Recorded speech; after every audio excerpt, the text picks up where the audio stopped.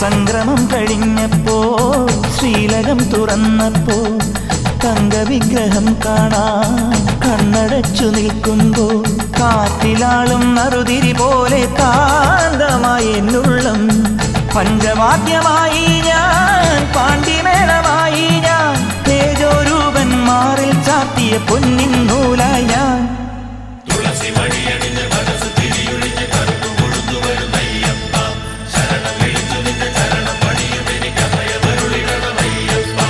പൊന്നു പമ്പയിൽ പ്രണവരൂപനായി വന്നുദിച്ചൊരൻ ഗണപതിയെ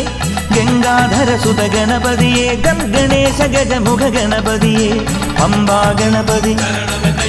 പാരിനു ഗുണനിധി മംഗളമൂർത്തി സിദ്ധിവിനായക ഇരുമുടിയോടെ ഞാൻ മല കയറുമ്പോൾ തുണയരു